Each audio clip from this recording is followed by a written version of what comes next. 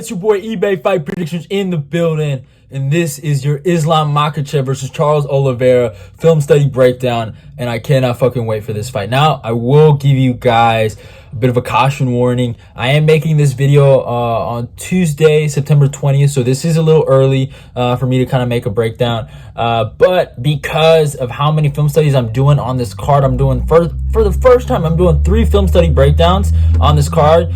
So it's going to take a bit. So I'm just, it is what it is. I'm just preparing them. And I feel like if anything changes, it is what it is. But these opinions will probably stay the same for until next month. So it is what it is. But yeah, man, fucking great fight in the lightweight division. I love this fight. Hopefully it does happen. And if I made this video for nothing, I will cry every day of my life.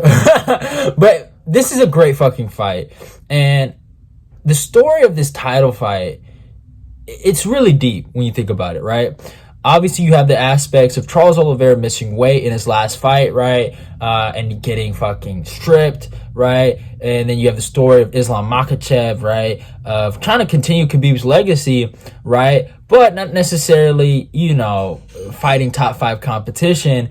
This fight got made because of the hype of the fight, the matchup, right? Not necessarily because of what Islam has done to earn this title shot. Islam has a lot to prove here, man, because a lot of people I respect, and even I feel this way too, feel like he doesn't deserve to be here. He's somewhat privileged, right? He hasn't fought the top 5 guys, Yes, Dan was coming off he's coming off a win, and I think maybe was number 7 or 6 in the division, but still, he never fought the Beneil Dariush's, the Michael Chandlers, the Dustin Poiriers, Justin Gaethjes, any of those guys, right? To really earn that top 5 spot and earn a number 1 contender bout, or not a number 1 contender bout, a title fight. And he's gonna have to go out here and really prove why he is in this spot, why he was given this title shot. And that's kind of some of the storylines going into this. But this fight even goes deeper than that, because the civil war that has been going on in MMA Twitter is insane.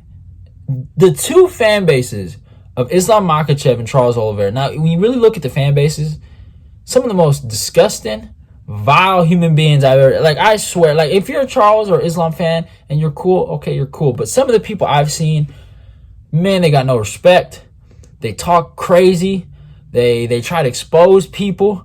They try to dox people on there because they want to support their fighter. And that's how crazy this kind of war has been going on in MMA Twitter has been, right? And I think it really starts from the Khabib and Tony Ferguson feud. And I think this is where this all stems from. This is what this fight kind of represents, is that we never got to see Tony versus Khabib, because Tony was supposedly the guy to beat Khabib, right? And his fans were really vouching for that. And at one point, I'm not gonna lie, both those guys were the best in their division, and they should have fought each other, right? Never happened. But Charles Oliveira has been crowned by the Tony fans as the next Tony, a better version of Tony, an updated version of Tony, right? That's what he's been crowned as, and they've kind of put him as that, and he's become champion, and he's done his thing. I don't think that's fair, but hey, it is what it is. And Islam Makhachev is being crowned as the next Khabib, the guy to take the throne after Khabib has left. So that's where this stems from, and there's just this hatred and vitriol from both fan bases, is that kind of stems from that Tony Khabib feud, and they're just continuing to this.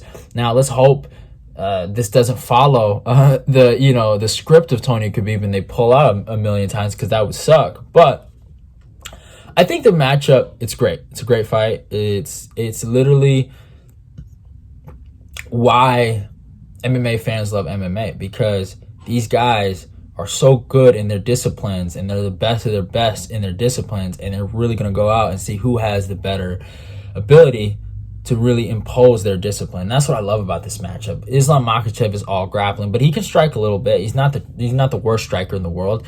And Charles Oliveira is so well-rounded, but he's jiu-jitsu through and throughout, right? That's his art, right? And It's gonna be a great fight. Obviously, the Russia versus Brazil aspect of it. Just a lot of things going into this. It's just gonna be a great, phenomenal fight. It's in Abu Dhabi. It feels like a true best versus best matchup. You know what I'm saying? And they're in their primes, both guys. I just feel like going into this matchup, though, the only issue I see with this is just the experience, and that's where I come down with it. The experience of Charles Oliveira is going to be, I think, a big factor going into this matchup. But it's going to be interesting. We'll see what happens. We'll see who can impose their game plan better. But hey, it is what it is. Let's talk about the stats, though. Charles Oliveira is obviously, well, he's the #1 contender technically, but I'm gonna say this fucking dumb Charles Oliveira fanboy line. The champion has a name, and his name is Charles Oliveira. But we all know Charles is the champ, so it is what it is. He's a record of 33-8.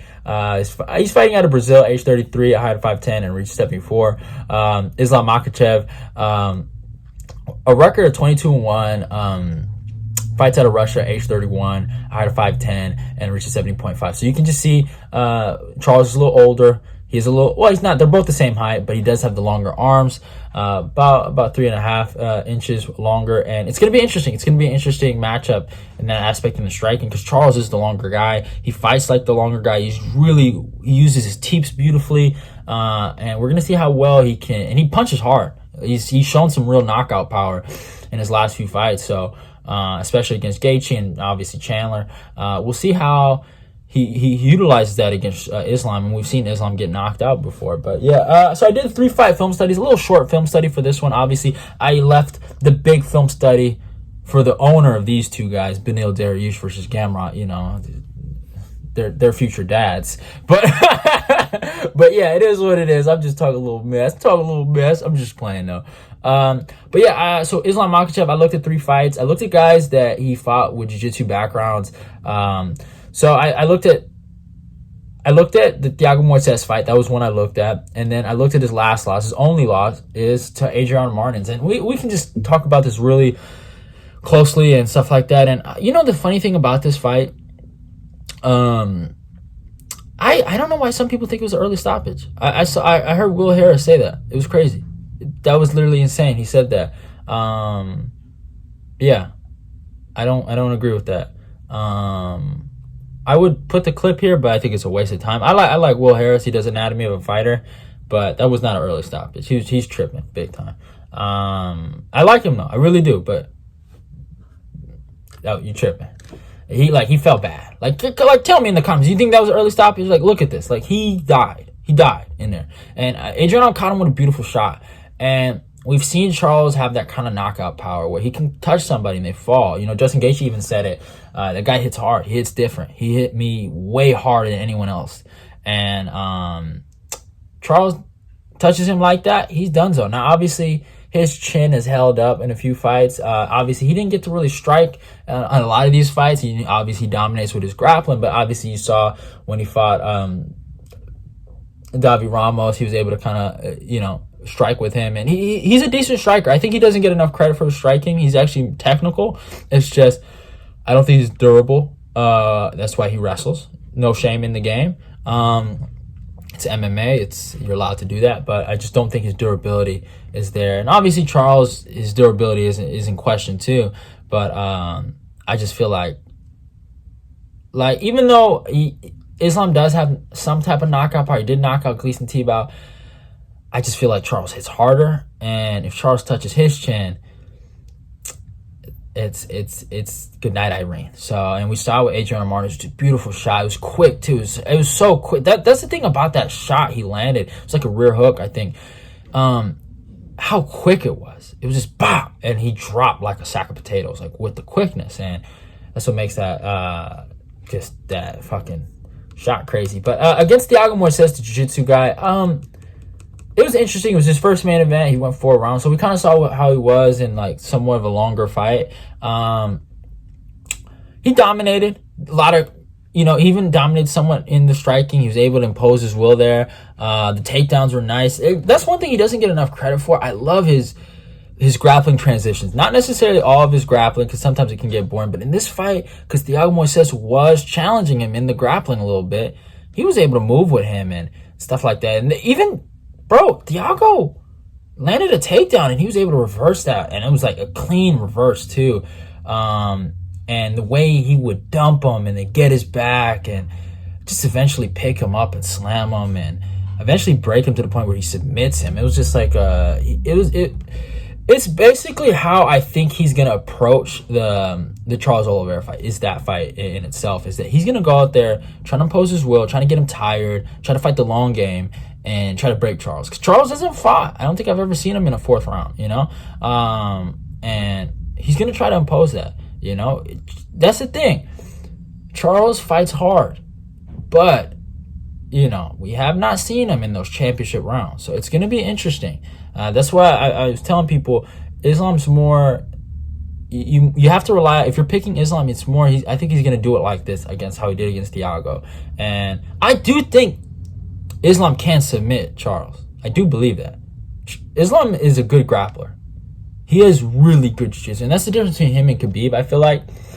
And they're like, in the way they fight, I feel like, so Islam, he sets traps, you know, he waits, and the way he wrestles, it's more of a Greco freestyle, like entries in terms of that. Obviously he does have that Sambo background, but I could see the freestyle wrestling background obviously with him, and the way he imposes that, and he doesn't just like go for it. He waits, and he goes for his moments. The thing with Khabib is that it's almost like he bum rushes you, and he has that Sambo like just way of, you know, the trips obviously, and obviously Islam has that too, but Islam has the body locks, the doubles, the singles, like everything. He does have some Greco and freestyle ways, freestyle entries, my bad, of his takedowns, you know. And with Khabib, it's more of a rush, you know. He rushes you, and it doesn't matter how tired he gets, he's going to make you more tired, you know. And that's the difference. And I think that's how Islam's going to fight Charles. He's going to try to play the long game and try to break him that way. But then, yeah, he fought Bobby Green for the number one contender bout. He's supposed to fight Beneil, so with all due respect, he was going to fight Beneil, but Beneil obviously had to pull out, so that's on Beneil. I think Beneil was going to beat him that day, but hey, that's just my opinion. The Bobby Green fight, man, you know, one of the things that stands out to me about this fight is how deluded some people were into believing that Bobby Green was the one. Yeah, oh, he wrestled in high school, he can do it. Like, what are y'all talking about, bro? Oh, he has great boxing. I had people tell me like, hey, he could box with professional boxers at Top Rank. I was like, bro, shut the fuck up. Are you insane? Like, the Bobby Green fandom was out of control, and it was disturbing, and people should have got slapped for some of the things they were saying. And I enjoyed every second of the Bobby Green hype dying that day. And yeah, I mean, he was able to dominate that fight. He took him down. He kind of rushed it, in my opinion, but he rushed it because it's Bobby Green. You know what I'm saying? Like, that's why the takedown entry was kind of like weird when he went for it. Like, usually it would be more slicker. It seemed like it was kind of like he just used a lot of strength more than finding that angle and just getting him out of it. He just kind of like just rushed him, you know, and then he gets on top, ground and pounds, gets him out of there. Green was never on his level, and they should have never had them matched up. And you shouldn't get a fucking title shot for that. And I'm sorry, that's going to be one of my main points, is that, yeah, I do think Islam's a good fighter. I really do. I've always, before, okay, all right, I'm not gonna lie, yeah, because he beat Dan Hooker, that's why I kind of hate him. But before that, I actually had no issue with the kid. I thought he was a really good fighter. I thought he had some potential to be something great. And obviously, I saw this for him. Like, I saw one day maybe he could fight for a title. Now, after the Dan Hooker fight, I was preying on his downfall, and I still am. And that's probably one of the biggest primary reasons why I'm going to be picking Charles. You know, some hate for this guy Islam, but I think he can win this fight. I really do. I don't think he's trash. Like, sometimes, like, some people kind of hate on Islam, and they think he's not trash. I wouldn't call him trash. I don't think he's gonna be Islam. Not Islam. I don't think he's gonna be Oliveira, but he's gonna be in the top 5 for a minute. Like, he's a tough cookie to crack. We'll give him that.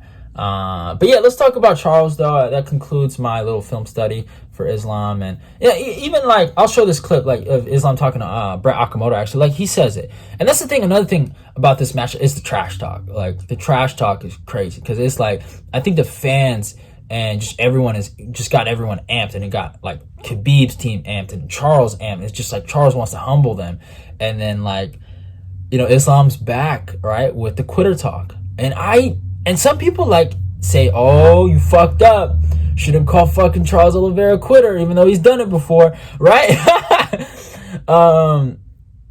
And I don't.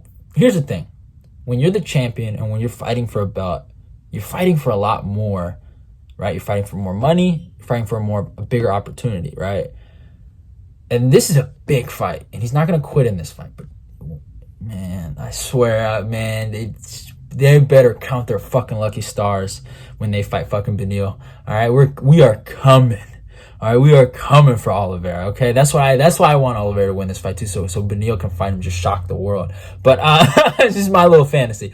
But I'll get to this clip. This is just Islam talking mess, saying that he's quit before, and saying that he's gonna break Oliveira and make him quit basically. And we're gonna see if he can back that up. Someone give him hard time, he always give up.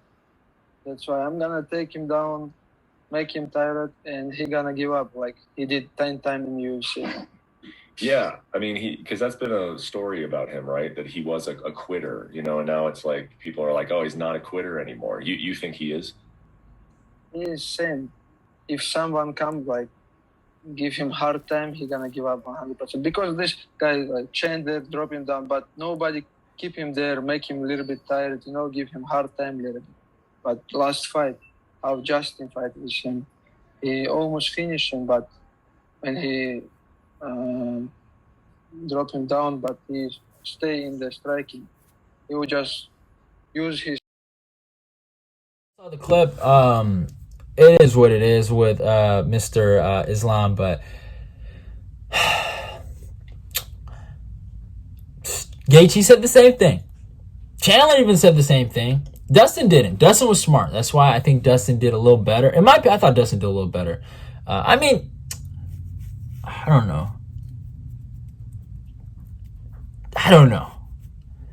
Who did better, but it is what it is. I'll think about that later. Who you guys think did better? Out of all the three guys that fought, it's like, is Chandler on the top? Do you think Chandler did the best? I don't know. Dustin did pretty good too. But yeah, that's just for thought. But I'm saying those guys, those Chandler and Gaethje made that same mistake of calling him a quitter. Even though I do think he has that in him. Just not right now. Just not right now. It is there. And it's something to point out. But some people can change. And that's the truth. That is the truth. I don't think he has, in my opinion. I think it's still there. You just got to bring it out of him. But people change. And that's a fact. That is a fact. And that's the thing. So I did a 3-fight film study for Charles, and I looked at guys, grapplers he fought. So I looked at my guy, Frankie Edgar, beating the crap out of Charles Oliveira back in the day in 2013. It was a long time ago. I think let's look at how old Charles was. Charles was 23 years old, so, you know, he was young. But, yeah, Frankie kind of dominated him in the grappling. He was able to survive a lot of these transitions. And yeah, he was on the ground with him. He was able to take him down multiple times. Yeah, Charles had some moments with a guillotine. But yeah, I mean, yeah, Frankie kind of low-key did whatever he wanted to him. Just kept taking him down at will. And that was a fight I looked at. I was like, wow. And he hasn't fought a grappler in a minute. That's another thing I will point out.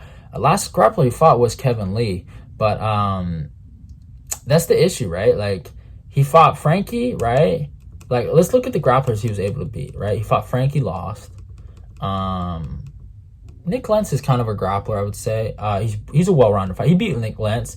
He fought Ricardo Lamas, lost. He fought Will Brooks, who is a decent wrestler, beat him. And then, obviously, he went on that win streak. But, yeah, you can see there is an issue with wrestlers he's had. But those were back in the day. He's able to submit Clay Guida, who's a good grappler. And then, obviously, beat Nick Lentz again. Jared Gordon, right, is actually a good grappler.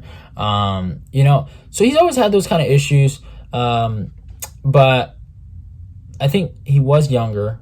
And I just feel like some jiu-jitsu guys, they make this silly mistake of just being on bottom just to be on bottom instead of having the initiative to get up. Because in jiu-jitsu, when someone's in your guard, it's not actually considered winning. If you look at like nogi matches and just any competitions, it's not like just because I'm on top of you doesn't mean I'm winning, right? And so that is the mindset. But in MMA, it's different. Control is control, and sometimes people judge things in a different way. Like for me, if I see a guy on top of another man, that can be looked as sexual assault, and it doesn't matter. The guy that's on top is the aggressor, and he gets put in jail. But no matter what, that guy owns you because he assaulted you sexually and he was on top of you and you couldn't do anything about it.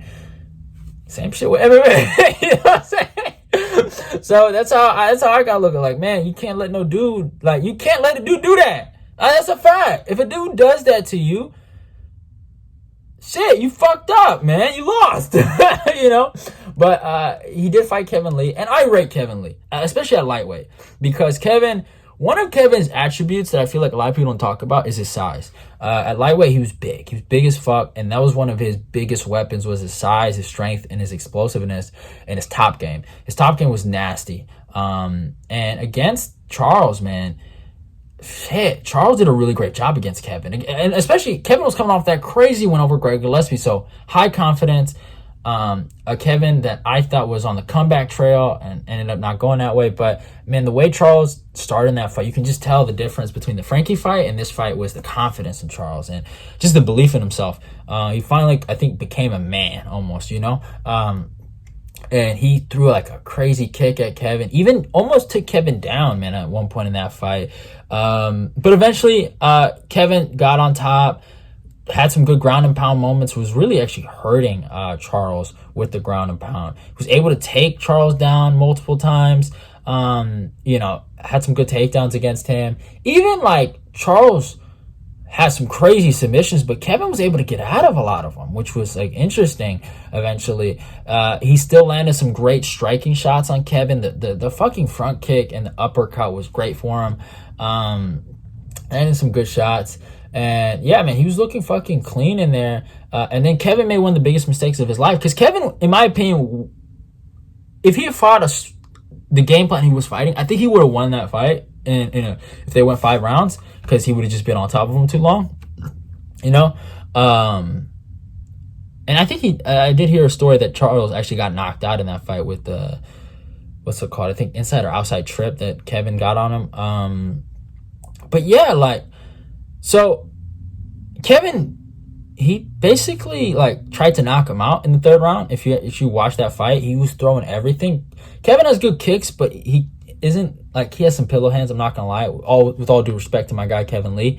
And he tried to knock him out, and I think he gassed himself out, then went for a sloppy single leg and got caught with a beautiful guillotine. But if you look at that fight, though, even though Charles did win, and I rate Kevin. Kevin's a, man, former top 5 guy. He was in the top 5. He beat Edson Barboza.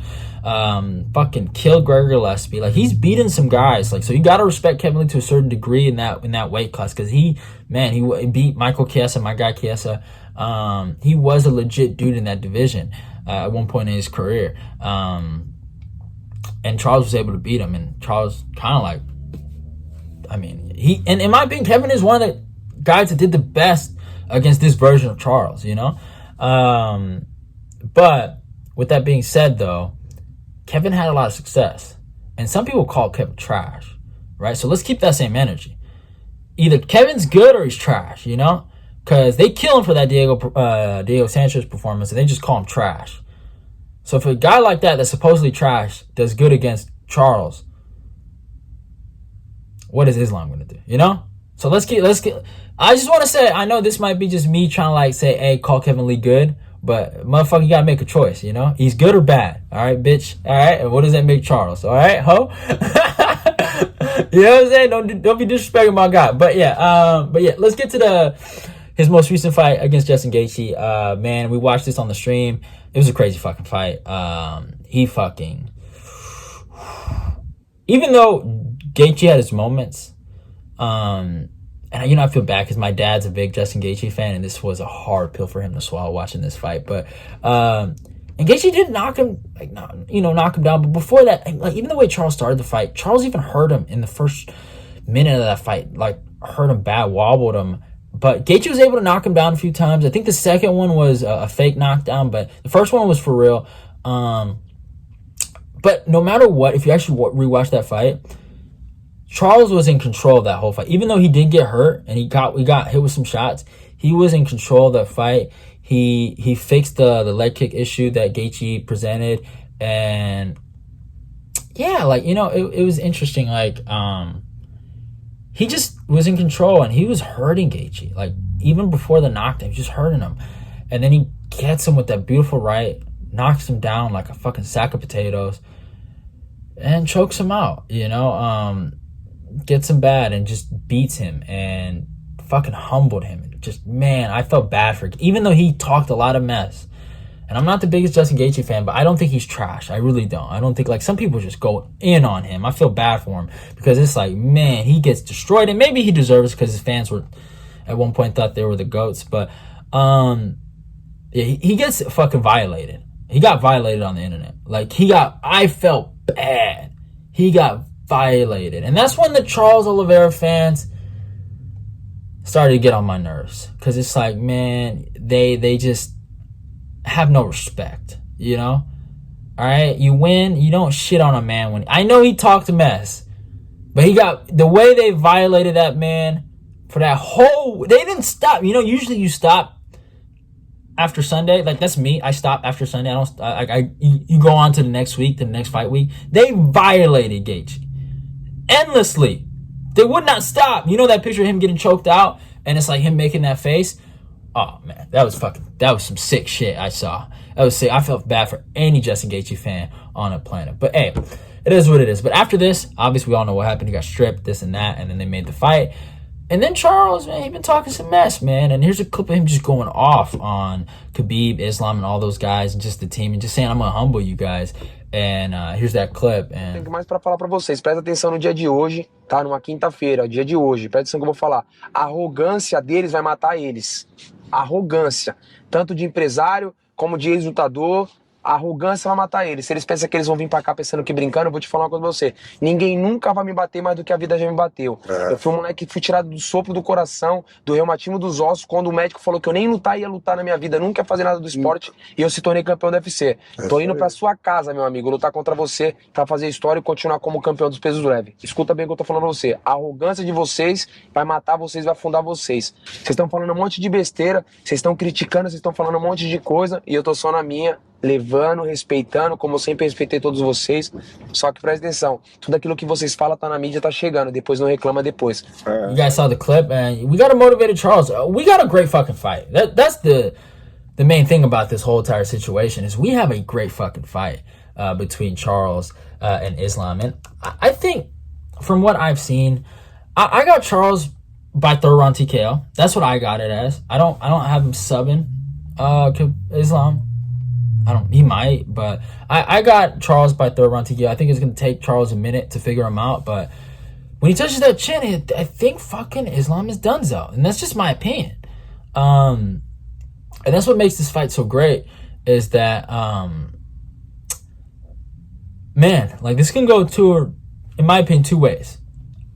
A Charles knockout or Islam submission or decision win. Those are the ways I see this going. I don't see Charles submitting Islam. I just don't. Like, maybe he, like, club and subs, I can see that. Like, he's disoriented, he catch him with like a quick guillotine, and I don't think Islam would even tap out. I think he'd just probably choke him out, like, just go out unconscious. But yeah, like, I gotta go with Charles here. But fuck both these fan bases, and Beneil owns them both. So that's the message of the whole story.